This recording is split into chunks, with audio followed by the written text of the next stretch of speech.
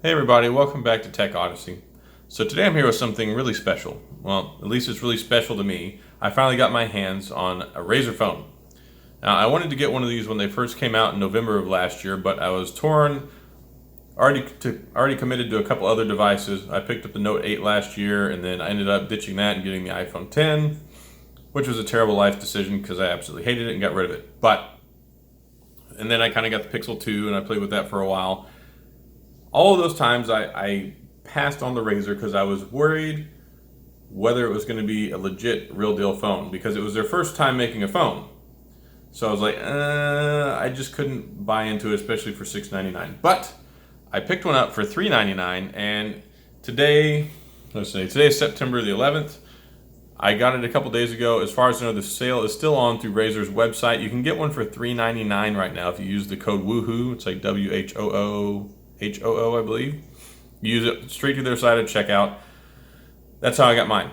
So, yes, I paid for it with my own money. So, if you're watching, Jimmy, my wife hates you, but thanks for looking out. Anyway, that's all I have to say on that. So here we go. This is the Razer phone, and they've got the cool Razer logo on the box. I'll read the obligatory stuff on the back.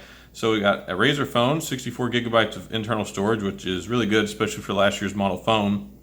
Lithium-ion battery, 4,000 milliamps, which is ridiculous, especially whenever you have it paired with the Snapdragon 835, and it's a gaming phone. So you've got battery out the wazoo, USB-C charging cable, charging adapter, quick charger, SIM eject pin, and important product information guide. And this says, requires internet connection, Razer ID for registration. Some features, battery life and charge cycles vary with use and settings. Okay, now we can open the box. So it's got this cool little pull tab here. It's got this insert. And of course, as always with my unboxings, y'all are getting to see this in real time at the same time that I am experiencing it. Nothing I do is scripted. Everything I do is a recording in one shot, all at the same time. So this is what you get. So whether you're watching movies in bed, listening to music on your run, or kicking a virtual expletive on your commute, you need a device that delivers breathtaking visual, cinematic audio, and the power to last all day. Introducing the Razer phone. So I'll read the rest so fast. The device you hold in your hands is the culmination of our blood, sweat, and toil that began years ago when we brought some of the most talented designers and engineers in the mobile industry under one roof, i.e. they bought out Nextbit. Rip my Robin phone, but I'll show you that in the full review. All with the single mission to deliver the ultimate in mobile entertainment, and now the Razer phone's finally yours to enjoy. Here it is, the Razer phone. Don't be fooled by this little cutout thing here, because I tried getting my finger in there and it didn't work, so there's a little pull tab here. And this is the Razer phone. Now, I'm going to go ahead and set this off to the side for a second. I'm going to read off some of the specs. I had to pull up on GSM Arena just to refresh my memory. So this phone is rocking a Snapdragon 835, which is last year's flagship processor. It came out in April of last year with the Samsung Galaxy S8 and S8 Plus. It's got a 5.7-inch IPS ISMO display, IZMO. And I had to look that up because I wasn't familiar with the ISMO terminology. Or sorry, not ISMO, IGZO, IGZO. So I had to look it up. IGZO is an acronym for indium gallium zinc oxide. It's actually a different type of semiconductor found on the TFT backplane, which is TFT is thin film transistor. It's where all the LEDs are on there, or LCD in this case. So basically what it is it's not a different type of screen, it's a different type of transistor that's in the screen. So it allows them to make a more power efficient screen. So it uses significantly less battery. So not only do you have a 4,000 milliamp battery, but you also get this IGZO screen design, which is apparently much more expensive because it's made out of indium, gallium, and zinc oxide. So it costs a lot more than your regular LCD panel. Anyway, there's your little lesson on that. All right, so we've got that display. It's got dual 12 megapixel cameras. It's also got phase detection autofocus in one of them, which is phenomenal. You've got 8 gigabytes of RAM. So the only other phone mainstream in the United States right now that has 8 gigabytes of RAM, which just came out 3 weeks ago, is a Samsung Galaxy Note 9.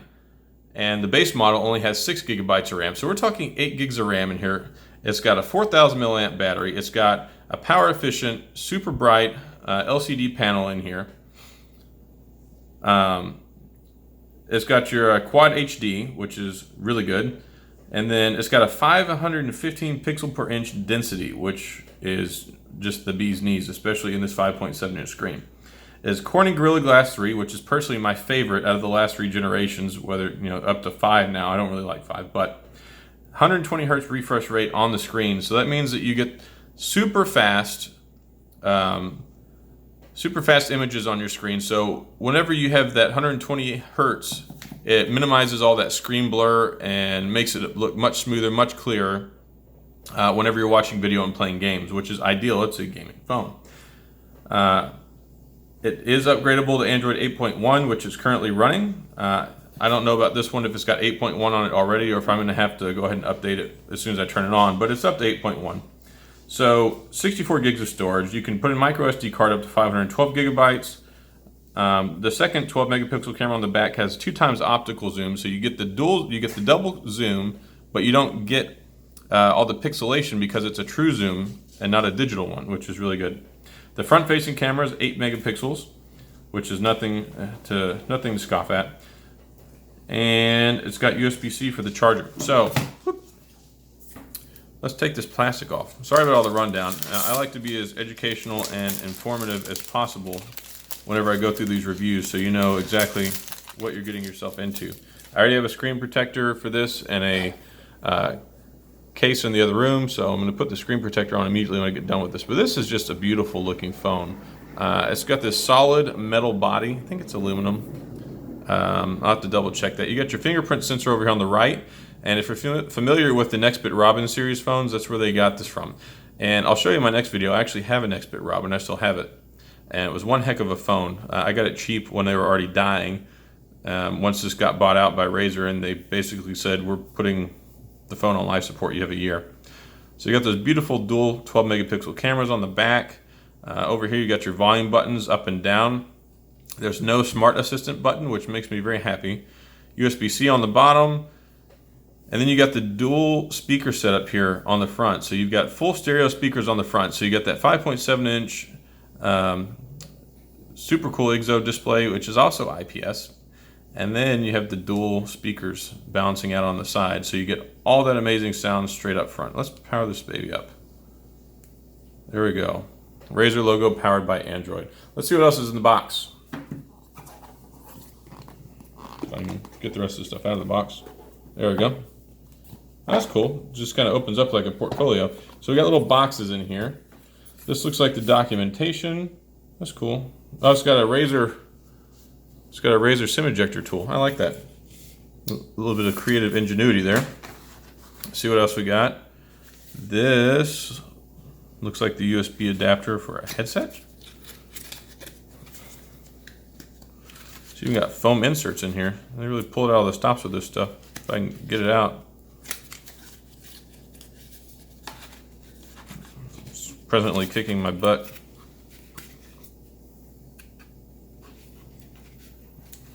There's got to be an easier way to do this. Unless it just got stuck in there.